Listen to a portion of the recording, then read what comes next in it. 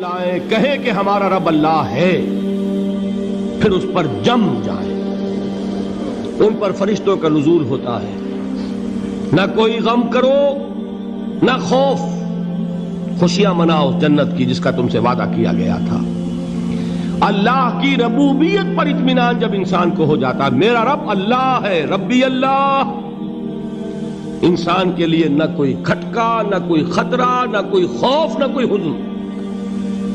جو کچھ ہو رہا ہے کس کے اذن سے ہو رہا ہے؟ اللہ کے اذن سے۔ اللہ کے اذن کے بغیر پتا تک نہیں ہلتا۔ یہ کوئی اندھا بہرا مادہ نہیں ہے جس سے مجھے کوئی خوف ہو، اندھا بھینسا چلا آ رہا ہو، اس سے تو ڈرنے کا ہر انسان کو ڈرنا چاہیے، نہ معلوم کس کو ٹکر مار دے۔ لیکن نہیں، اس کائنات کو چلانے والا ایک سمیع و بصیر خدا ہے، وہ جو میرا دوست ہے، میرا ولی ہے۔ اللہ ولی الذین آمنوا یخرجہم من الظلمات الی النور۔ اللہ اہل ایمان کا ولی ہے، ساتھی ہے، پشت پناہ ہے، مددگار ہے، حمایتی ہے۔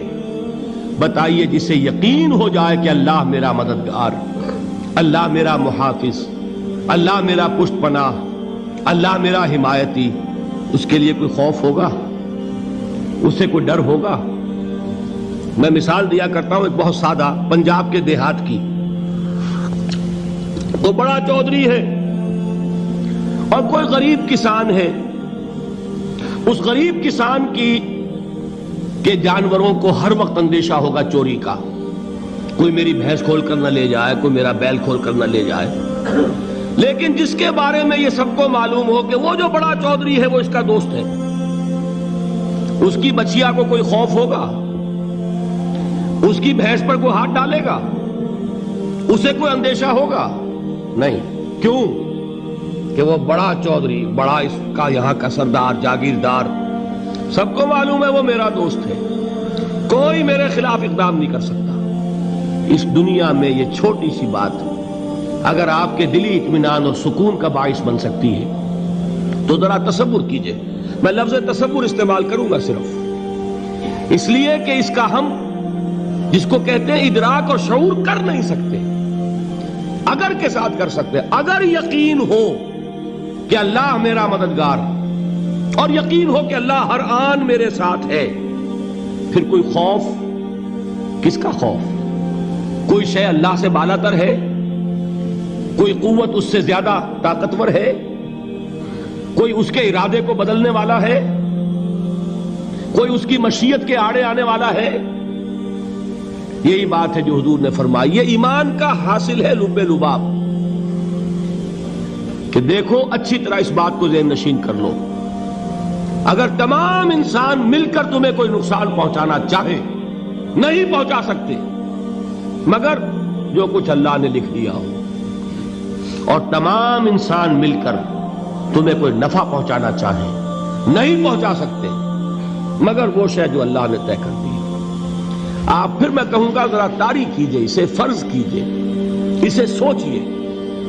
اگر اس حدیث پر ہمارا دل ٹھکا ہوا ہو تو کسی سے ڈر ہوگا؟ یہ مجھے نقصان نہ پہنچا دے، یہ میری رپورٹ خراب نہ کر دے، یہ میری انکریمنٹ نہ رکوا دے، یہ میرا یہ نہ بگاڑ دے، یہ میرے یہ نقصان نہ پہنچا دے۔ اس کا ڈر، اس کا ڈر، اس کا خوف، اس کی خوشامد، اس کے لیے جا کر طرح طرح سے اپنی عزت نفس کو ذلیل کروانا اس کے سامنے، یہ سب کچھ کیوں کرتا ہے انسان؟ جب سمجھتا ہے کہ اس کے ہاتھ میں میرا کوئی نفع ہے، اس کے ہاتھ میں میرے لیے کوئی ضرر ہے، یہ مجھے کوئی غضب پہنچا سکتا ہے، یہ مجھے کوئی نقصان پہنچا سکتا ہے، یہ میرا کوئی کام بنا سکتا ہے، یہ میری کوئی ضرورت پوری کر سکتا ہے، اسی کا نام شرک ہے۔ جہاں آپ نے یہ سمجھا کہ غیر اللہ کے اندر کوئی طاقت موجود ہے، وہی شرک ہے۔ بتوں سے تجھ کو امیدیں، خدا سے نومیدی، مجھے بتا تو صحیح اور کافری کیا ہے؟ شرک تو یہ ہے۔ جس پر بھی تمہیں یہ خیال ہے، کلمہ ہے یہ کلمہ سوم، لا حول ولا قوت الا باللہ، ذرا اس پر دل کو کبھی اگر آپ تصور کریں، پھر فرض کریں، دل ٹھک جائے اس پر، کوئی طاقت نہیں، یہی بات تھی جو شیخ عبد القادر جیلانی رحمۃ اللہ علیہ نے اپنی وصیت میں اپنے بچے سے کہی۔ 11ویں دینے والے ہیں، لیکن حضرت شیخ عبد القادر جیلانی کی وصیت اور تعلیمات کو کتنے لوگ ہیں تم جانتے ہو؟ یہ جن مقامات تک پہنچے ہیں وہ کس چیز کی بدولت پہنچے ہیں؟ انہوں نے جو پیغام دیا وہ کیا تھا؟ اے میرے بچے، جس طریقے سے قرآن مجید میں حضرت لقمان کی نصیحتیں جو ہے نقل کر دی گئی ہیں، میں یہ عرض کروں گا بالفرض اگر قرآن حضرت عبد القادر جیلانی کے بعد نازل ہوا ہوتا تو شیخ عبد القادر کی یہ نصیحتیں بھی قرآن میں درج ہوتی۔ اتنی اونچی نصیحتیں ہیں۔ اے میرے بچے، اس حقیقت کو ذہن نشین کر لے، لا فاعل فی الحقیقت ولا مؤثر الا اللہ۔ اس کائنات میں نہ کوئی فاعل حقیقی ہے نہ مؤثر حقیقی ہے سوائے اللہ۔ کسی شے میں کوئی تاثیر نہیں اگر اللہ نہ چاہے۔ آگ جلا نہیں سکتی اگر اللہ نہ چاہے، پانی ڈبو نہیں سکتا اگر اللہ نہ چاہے، زہر ہلاک نہیں کر سکتا اگر اللہ نہ چاہے، کوئی چیز فائدہ نہیں پہنچا سکتی اگر اللہ نہ چاہے۔ تو در در پہ کیوں سر جھکاتے ہو؟ در در پر کیوں جبیں سائی کرتے ہو؟ سب کے سامنے کیوں ہاتھ پھیلاتے ہو؟ ایک اللہ سے مانگو، ایک اللہ کے سامنے زمین پر اپنی جبین رکھو۔ لا فاعل فی الحقیقت ولا مؤثر الا اللہ۔ نظر آتا ہے ہمیں کہ پانی پیاس بجھا دیتا ہے، پیاس بجھانے کی صلاحیت پانی میں نہیں ہے، اللہ کے اذن سے۔ کھانا بھوک مٹا دیتا ہے، بھوک مٹانے کی صلاحیت کھانے میں نہیں ہے، اذن رب میں۔ دیکھیے یہی یقین تھا۔ حضرت موسیٰ علیہ السلام کا واقعہ یاد کیجئے۔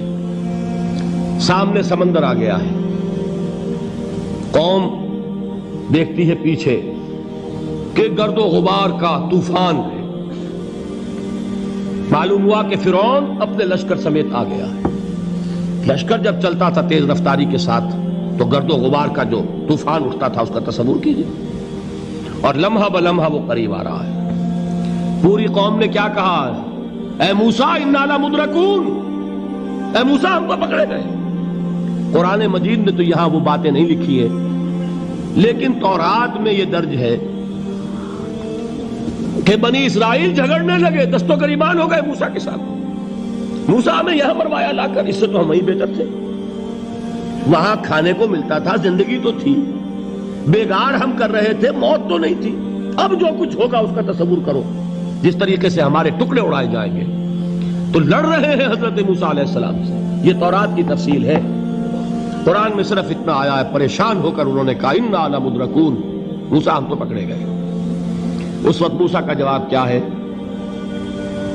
کلا ان معی ربی سیہدین، نہیں، میرے ساتھ میرا رب ہے، وہ راستہ دے گا۔ بتائیے کہاں راستہ نظر آ رہا ہے؟ یہ ہے ایمان بالغیب۔ راستہ نظر نہ آئے تب اللہ پر یقین ایمان ہے۔ جیب میں پیسے ہوں اور تب دل کو اطمینان ہے تو ایمان کس پر ہوا؟